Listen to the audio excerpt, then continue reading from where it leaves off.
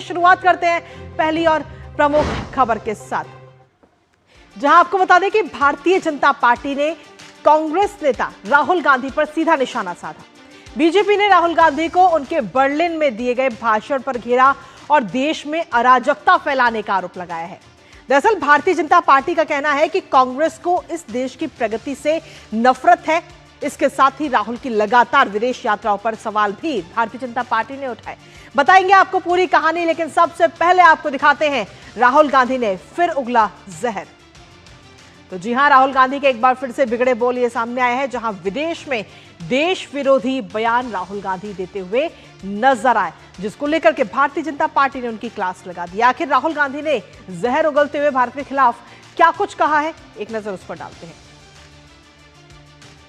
तो दरअसल आपको बता दें कि राहुल गांधी बर्लिन के दौरे पर थे और इस दौरान उन्होंने देश विरोधी बयान दिए। हालांकि ये कोई पहला मौका नहीं है, इससे पहले भी इस तरीके के बयान कई बार राहुल गांधी दे चुके हैं और देश विरोधी, देश में जिस तरीके से प्रगति लगातार हो रही है वो कहीं ना कहीं राहुल गांधी को रास नहीं आ रही। देश का जो लोकतंत्र है उस पर राहुल गांधी लगातार सवालिया निशान खड़े करते रहे हैं, चुनाव आयोग पर कई तरीके के आरोप लगाते रहे हैं और ऐसा एक बार फिर से बर्लिन की धरती से उन्होंने किया। बर्लिन में वो गए थे और बर्लिन में जाकर के उन्होंने भारत के खिलाफ किस तरीके से जहर उगला है, किस तरीके से देश विरोधी बयान दिया है, वो आपको बताते हैं। क्योंकि बर्लिन का उनका दौरा और इस दौरान उन्होंने बर्लिन में देश विरोधी ये बयान दिया है और सीधे तौर पर उन्होंने देश की एजेंसियों पर भी गंभीर सवाल उठाए हैं। चुनावी प्रक्रिया और व्यवस्था पर भी प्रश्न चिन्ह लगाते हुए राहुल गांधी इस दौरान नजर आए। चुनावी प्रक्रिया के साथ साथ जो लोकतंत्र की जब हम बात करते हैं तो इस लोकतंत्र पर भी हमले राहुल गांधी ने किए और लोकतंत्र पर हमले का भी आरोप उनके ऊपर लगा हुआ है। भारतीय जनता पार्टी लगातार ये आरोप लगा रही है और एजेंसियों का दुरुपयोग कर रही है। ये बात राहुल गांधी ने कही कि भारतीय जनता पार्टी एजेंसियों का दुरुपयोग कर रही है। जर्मनी के 3 दिन के दौरे पर थे राहुल गांधी और जर्मनी के दौरे के दौरान उन्होंने ये तमाम बातें कही, देश विरोधी बयान दिए, देश की एजेंसियों पर सवाल उठाए और साथ ही जो चुनाव आयोग है उस पर भी सवाल उठाते हुए नजर आए। आखिर राहुल गांधी ने देश विरोधी बयान में किन किन चीजों का जिक्र किया, एक बार वो भी आपको बताते हैं। राहुल गांधी जब बर्लिन के दौरे पर 3 दिन का उनका ये दौरा और इस दौरान उन्होंने भारत में जो लोकतंत्र है उस पर हमलावर होते हुए राहुल गांधी नजर आए। उन्होंने देश की चुनावी व्यवस्था में गड़बड़ी का एक गंभीर आरोप लगाया। अब सोचिए कि गड़बड़ी की बात वो बर्लिन की धरती पर जाकर कह रहे हैं, यहां तो वो कहते ही थे लेकिन वहां से भी वो देश विरोधी बयान ही दे रहे हैं। ईवीएम में समस्या है उन्होंने ये बोला और साथ ही हरियाणा की वोटर लिस्ट में ब्राजीलियन महिला शामिल है, ये बात उनकी तरफ से कही गई। इसके साथ ही उन्होंने कहा कि हरियाणा में एक महिला ने एक बूथ पर 200 वोट डाले। तो इस तरीके के ये देश विरोधी बयान और गंभीर आरोप राहुल गांधी की तरफ से लगाए गए। चुनावी व्यवस्था में गड़बड़ी की वजह से कांग्रेस हारी है।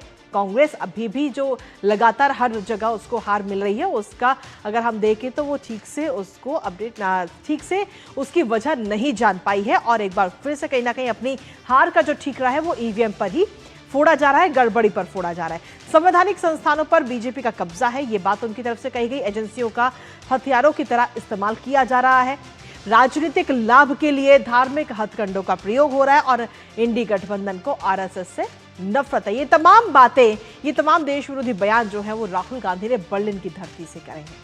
हालांकि पहली बार नहीं है, इससे पहले भी जब राहुल गांधी विदेश के दौरे पर जाते हैं तो इस तरीके के बयान अक्सर सामने आते हैं और एक बार फिर से इसी तरीके के बयान उन्होंने दिए हैं और इन बयानों को लेकर भारतीय जनता पार्टी ने राहुल गांधी की क्लास लगा दी है। राहुल गांधी के बयान पर भारतीय जनता पार्टी ने तीखा हमला बोला और पूनावाला की तरफ से कहा गया कि राहुल एलओपी यानी लीडर ऑफ प्रोपेगेंडा है, देश को लगातार बदनाम राहुल गांधी कर रहे हैं, यह बात उन्होंने कही और साथ ही कहा कि विदेश में भारत विरोधी तत्वों से राहुल गांधी मिलते हैं वहां जाकर के और ऐसी हमने कई सारी फोटोज भी देखी हैं।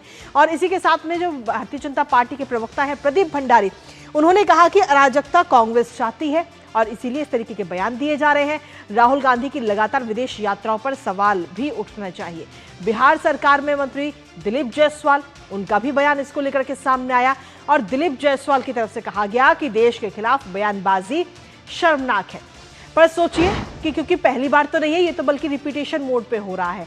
बार बार राहुल गांधी इस तरीके के बयान, देश विरोधी बयान देते हैं और फिर अपने देश में चौतरफा घिरते हैं। आखिर राहुल गांधी को भारतीय जनता पार्टी किस तरीके से फटकार लगाई है, आपको दिखाते हैं और सुनाते हैं। इंडियन नेशनल कांग्रेस नहीं है, ये एंटी नेशनल कांग्रेस है।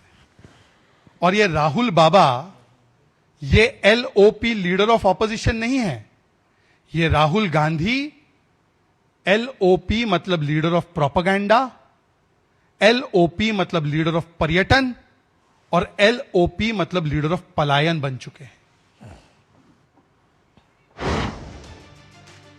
तो शहजाद पूनावाला को आपने सुना, जिन्होंने कहा कि Rahul Gandhi leader of opposition नहीं बल्कि लीडर ऑफ प्रोपेगेंडा है और लीडर ऑफ पर्यटन है।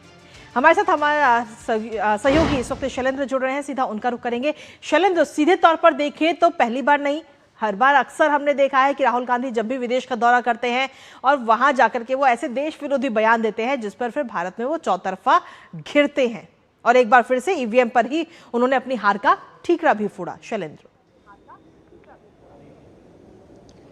देखिए, सबसे महत्वपूर्ण बात यह है कि आज बीजेपी ने अपनी प्रेस कॉन्फ्रेंस में कृतिका ये बात कही कि अब राहुल गांधी का विरोध उनकी पार्टी के अंदर ही हो रहा है। यानी जनमत तो पहले ही उनके साथ नहीं था, अब जनपद के भी कुछ के सहयोगी साथ नहीं है।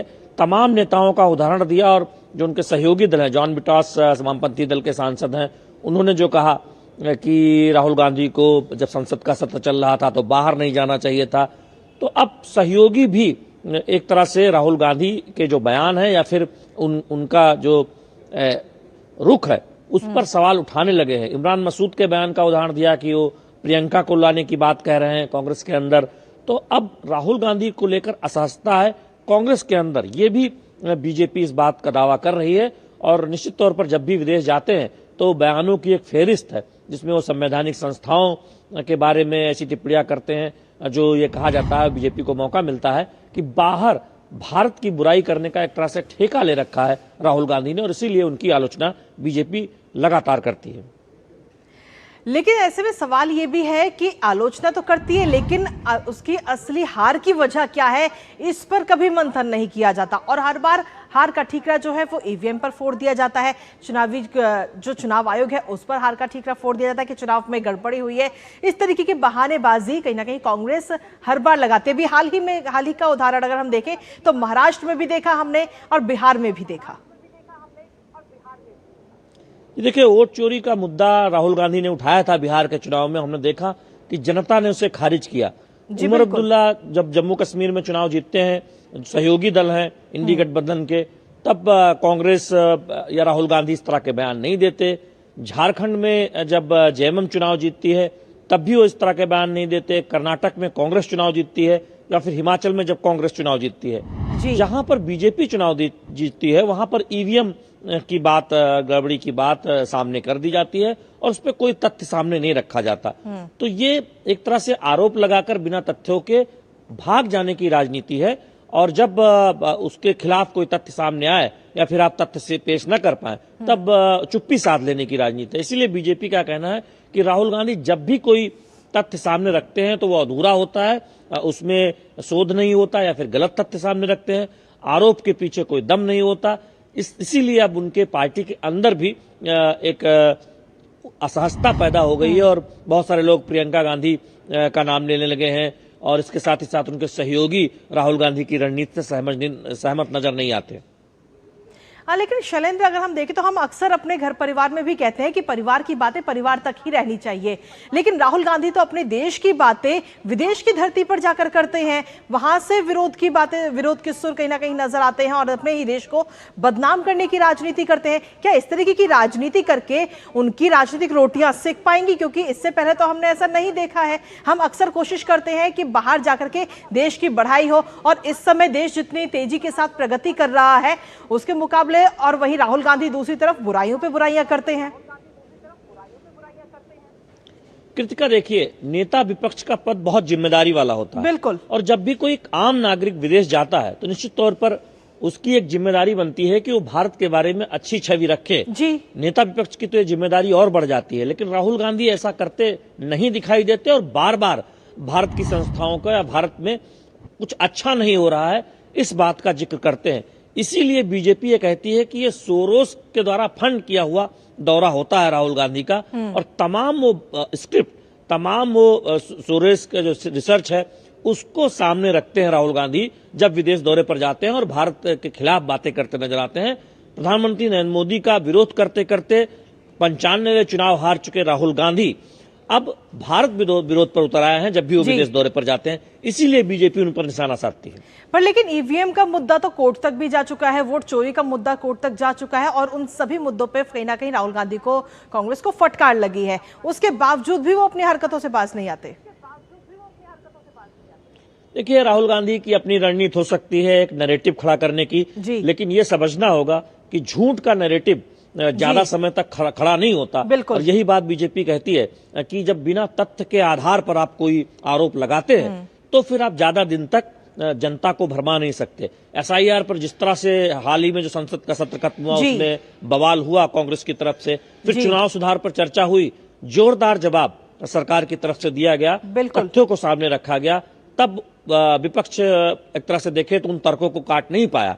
इसी तरह कोई नैरेटिव जब खड़ा करने की कोशिश की जाती है, उसके पीछे अगर तथ्य नहीं है तो फिर आप ज्यादा दिनों तक जनता को बरगला नहीं सकते। यही बात बीजेपी कहती है कि राहुल गांधी जब भी कोई आरोप लगाते हैं तो पहली बात तो आरोप लगाकर भाग जाते हैं, और दूसरी बात जब उसके साथ कोई तथ्य पेश नहीं कर पाते और उसके खिलाफ तर्क आते हैं तो चुप्पी साध लेते हैं। तो ये किस तरह की राजनीति है? सिर्फ बीजेपी को बदनाम करना या सत्ता पक्ष का विरोध करना ये मकसद रह गया है राहुल गांधी का, और ये करते करते वो भारत का विरोध विदेशों में करने लगे हैं।